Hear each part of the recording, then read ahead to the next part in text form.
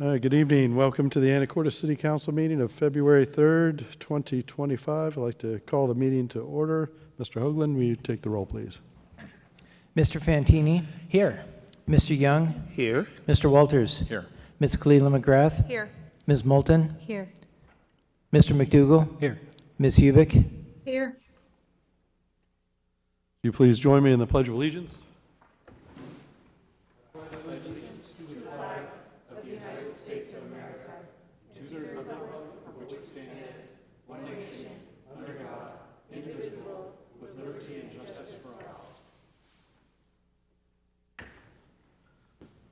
All right, a little change to the schedule tonight. The council will now meet in executive session to discuss potential litigation. This is as allowed by RCW 4230-110. Council will be in executive session for approximately 20 minutes, so we'll come back at 6:22.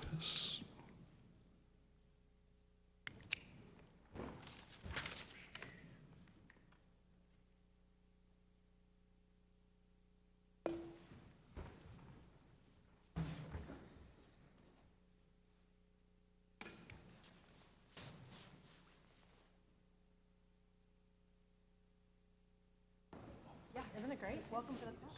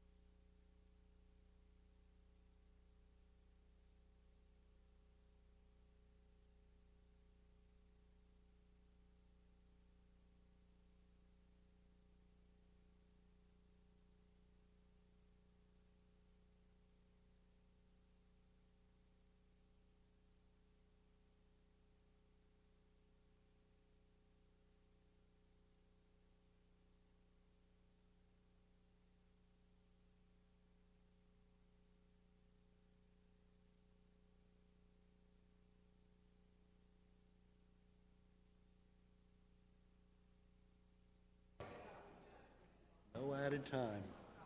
I know. Now we gotta twiddle our thumbs for 5 minutes. 5 minutes of, that's correct.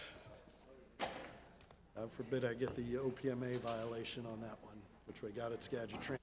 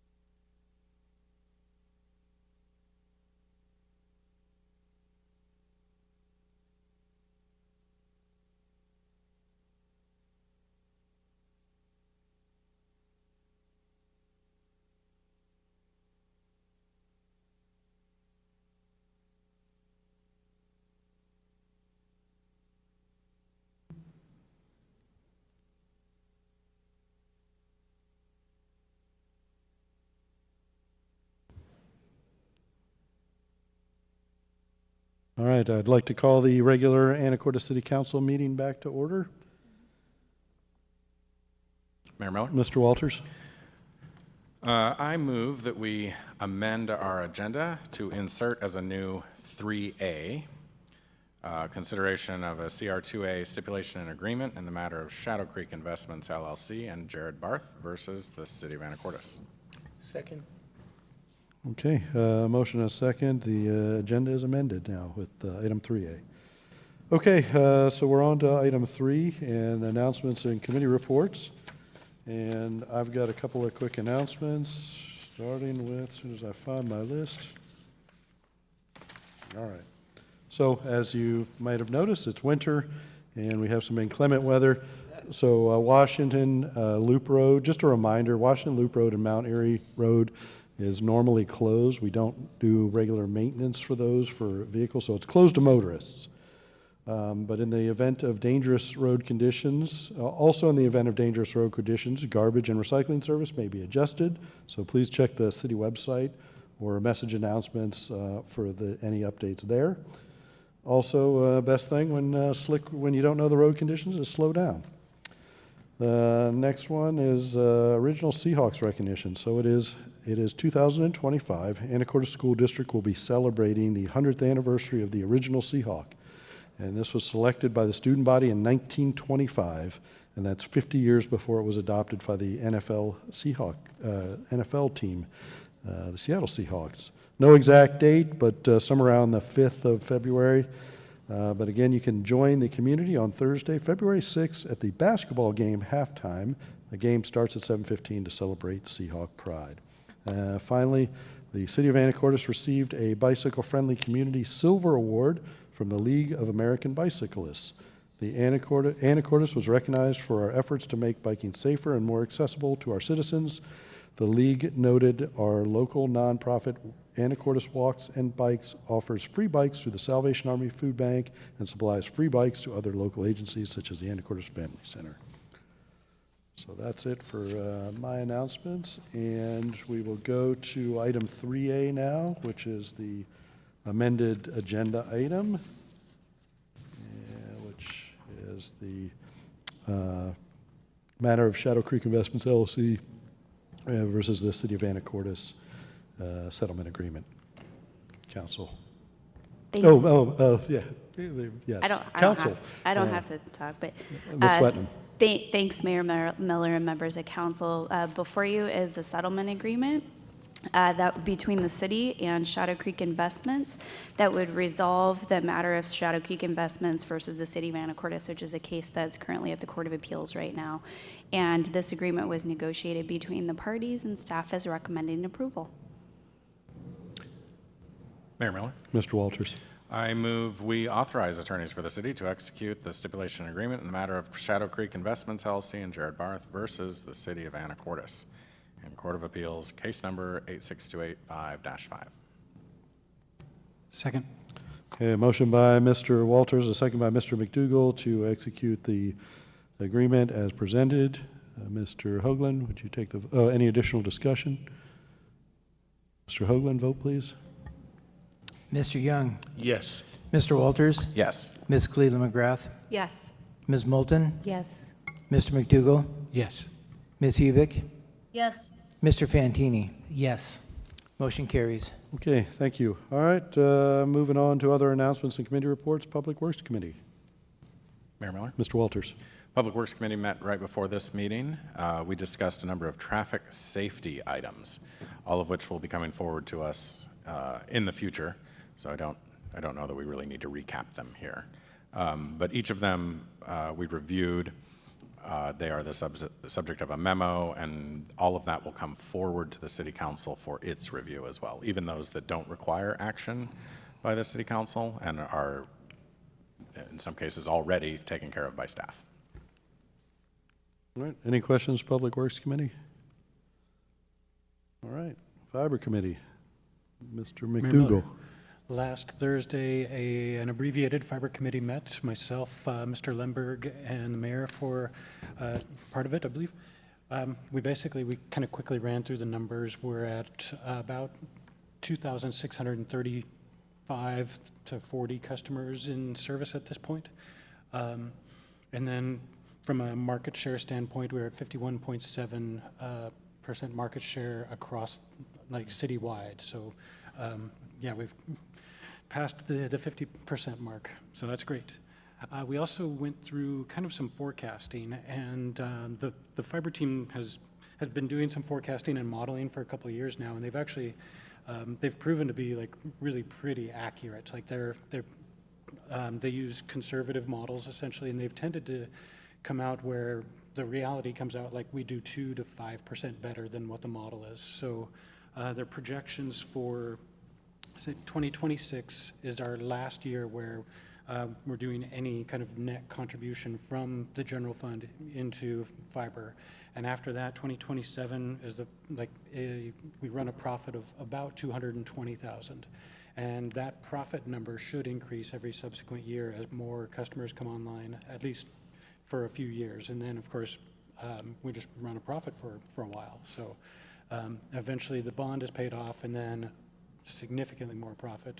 So hopefully, a good, I guess, boost to the general fund in a few years down the road.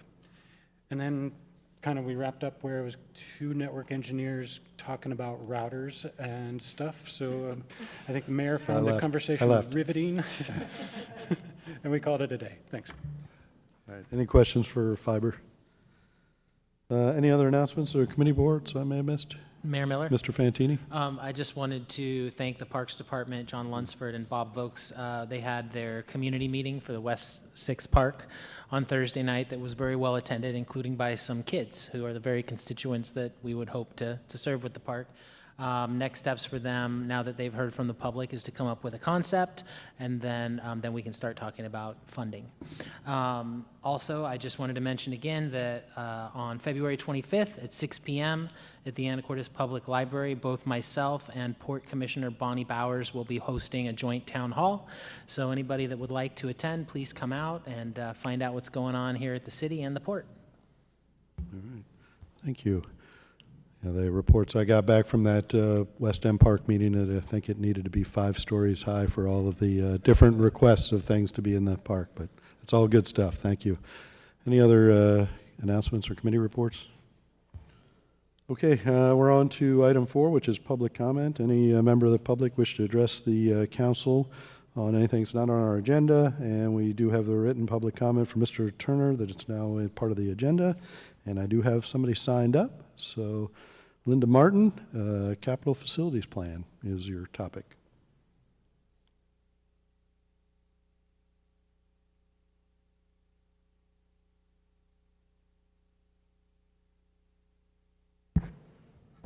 Linda Martin, Anacortes.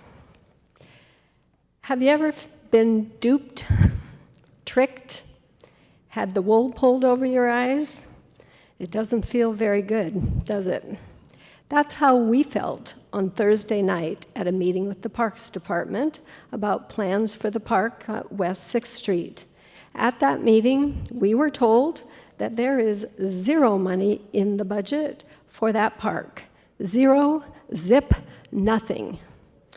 Now, you may recall that last year during the budgeting process, when we noticed that there was a promise that the promised park was not listed on the proposed capital facilities plan for the parks, a team of neighbors got together and presented a petition signed by 143 neighbors to build the park as it had been promised for many years.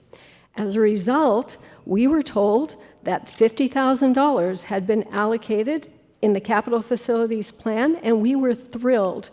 We knew it wouldn't pay for everything, but it affirmed our belief in responsive government.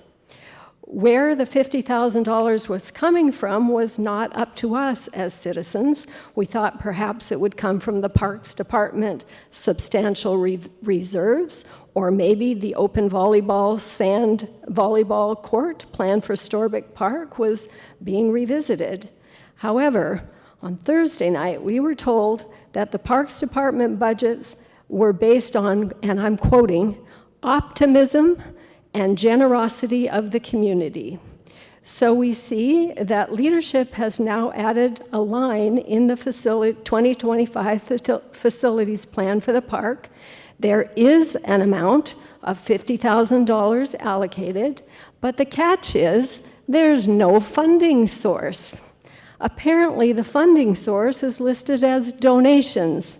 In other words, as taxpayers, we will be expected to rely on the generosity of others, not on the fiscal policies of the city, to pay for this park. In short, we were duped. I guess that adding that line in the plan was just to appease some pesky neighbors, and it won't actually mean anything unless we find willing donors with deep pockets. Oh, and by the way, then we were told that the city would have to sell their property on West 5th Street, and those proceeds would possibly pay for the park on West 6th. My head was reeling. Of course, discussions about selling the West 5th property to fund the West 6th park have never made it to the open public meetings, so who knows what that idea was all about. Yes, it appears that we, the Anacortes citizens, were tricked on this one, but we do have long memories, and we do vote. Thank you for your time. Thank you. All right. Anybody else wish to address the council? Yeah, okay, come on up. Mayor Miller, Mr. Walters? while she's on her way up, our next commenter, could we get a response, not necessarily now, but in writing to Ms. Martin's comments? Yeah, 'Cause it's inconsistent with what I understood as well. Yep, we'll work on that.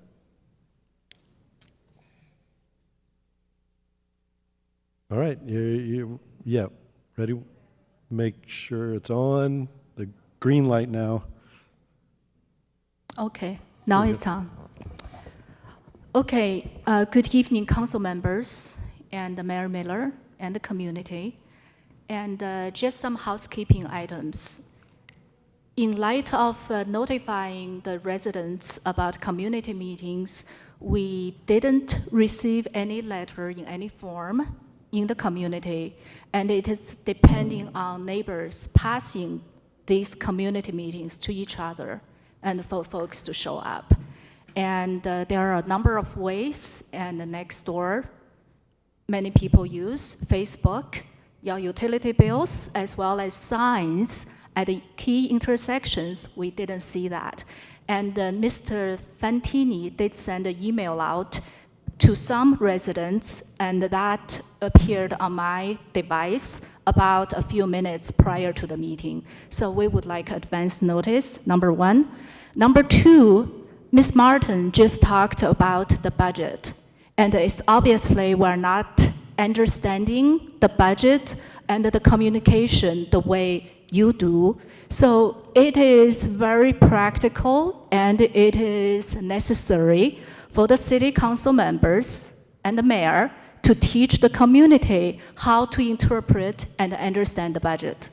And just like Mr. Ryan Waters held a educational session at the middle school about Growth Management Act, and just by way of people attending that class, I learned a lot. And lastly, we used to have interactive reports on the city's website to tell us about the financials. Right now, that is unavailable. We would like that back. Thank you. Thank you very much. Okay, anybody else? I don't have anybody else here online. Okay, we'll move on to item 5, which is our consent agenda, items A through E. Council. Mayor Miller, Mr. Young. I move we approve the consent agenda items A, B, C, D, and E. I'll second that. Motion by Mr. Young, a second by Mr. McDougall to approve consent agenda items A through E. All in favor signify by saying aye. Aye. Any opposed? Motion carries. On to other business, item 6. Item 6A, this is a contract award, street storm sweeper purchase. It's a discussion item with possible action. And, all right, we got all of Public Works. And Mr. Will, whenever you're ready. Good evening, Mayor and Council, public. What we have tonight is a replacement of a street sweeper, and it's right now we have a street sweeper that's been in service for 6 years on a 7-year replacement plan. We had a catastrophic failure of the auxiliary engine. They have 2 engines, one for sweeping, one for driving. So it's been out of service for the last 3 months. We've had a rental in that time frame. We took the opportunity to do a demo. It's actually a second demo of a smaller, more compact unit that a lot of cities are starting to use these days. And after speaking with Mr. Rahum and our stormwater manager, a lot of cities are required to use these a lot more for stormwater purposes with our permit and everything. Most places have 2 sweepers for a backup, which would have saved us, $12,000 a month for the last few months for a rental fee. So we took the opportunity to look at our replacement plan. Now that we have this sweeper be coming back here in this month with a replacement engine, we can stretch it out a little further. So we're thinking we can take some of our replacement money we have stored already, buy this newer, smaller unit, which will actually do, I think, more work than we can currently accomplish, and then use some upcoming grant funding for the next couple of years to back fund that replacement plan to buy a second sweeper down the road. And I was asked earlier about the prices don't match on 2 of the quotes that I have included in there, and I think I determined that the discount wasn't applied to some of the secondary options. So our price is actually cheaper than the first quote that's listed. The contract amount is correct. Questions? All right, council, any questions? Mayor Miller? Mr. Young? Mr. Ludeman, in that, I think in my reading of the agenda bill, it, talked about it being rebuilt, meaning the engine. Would that add so many years to its use? And are we saying that the second smaller unit will allow us to do more? I guess what I'm looking at is the useful life with the rebuilt engine. Yes. And then the smaller one, if you would elaborate just a little bit, and then the benefit of having that smaller, more compact unit that can do more. I think that's what you said. Yeah. Would you elaborate just a little bit on that? So the replacement engine is on our current unit that we've owned for 6 years. And what I'm saying is we can stretch out the remaining life of that instead of 1 more year that it has. We can get a few more years out of that and then use that grant money to back fund that replacement schedule so we can have that money to replace that unit later. Say in 3 years, we'll have another sweeper purchase. But I think from this point forward, we would always have 2 sweepers on hand. Now the smaller sweeper is actually smaller in size, quieter, and has a single engine, so it's less maintenance required as well. But what we found, other cities that use it have found that they can actually pick up more debris with it and get into tighter areas and do a better job cleaning as well.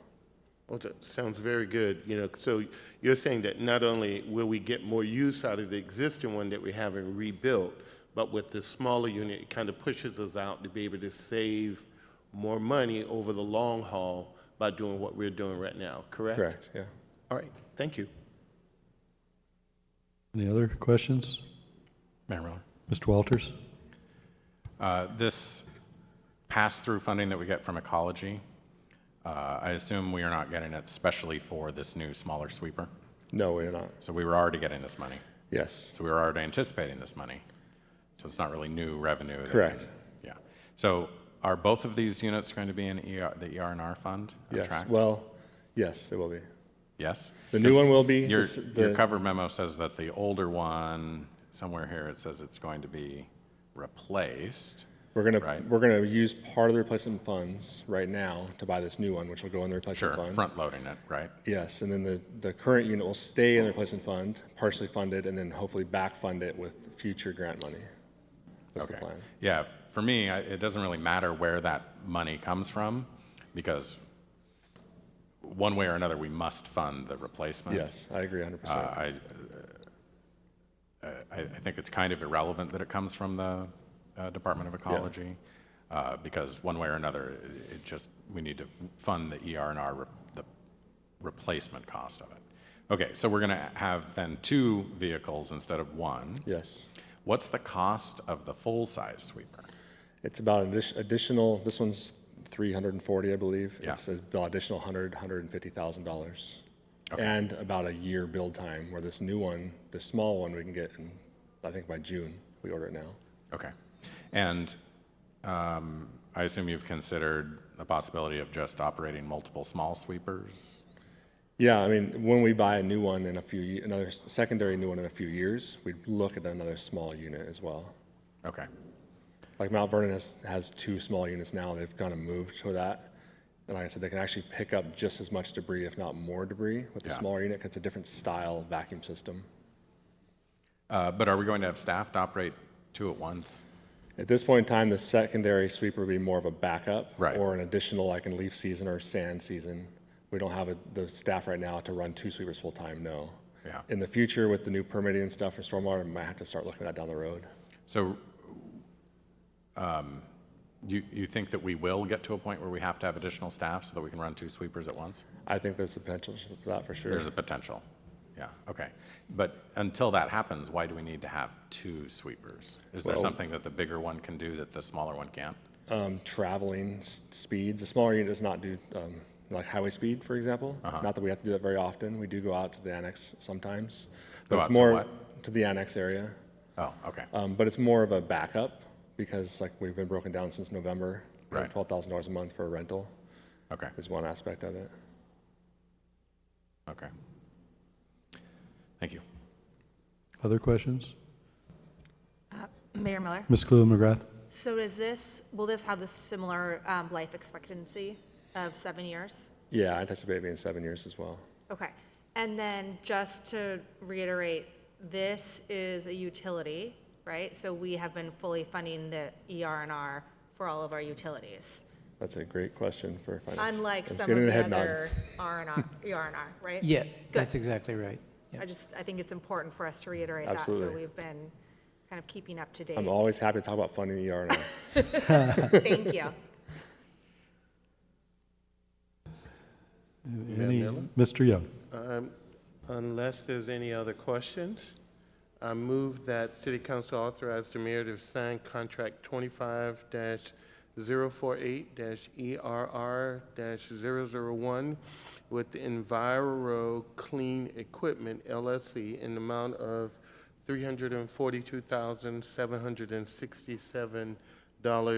$342,767.23 for the street storm sweeper purchase. Second. Motion by Mr. Young, a second by Ms. Hubick to approve the contract as presented. Any additional discussion? Mr. Hoagland, vote please. Mr. Walters, Yes. Ms. Cleveland McGrath, Yes. Ms. Moulton, Yes. Mr. McDougall, Yes. Ms. Hubick, Yes. Mr. Fantini, Yes. Mr. Young. Yes. Motion carries.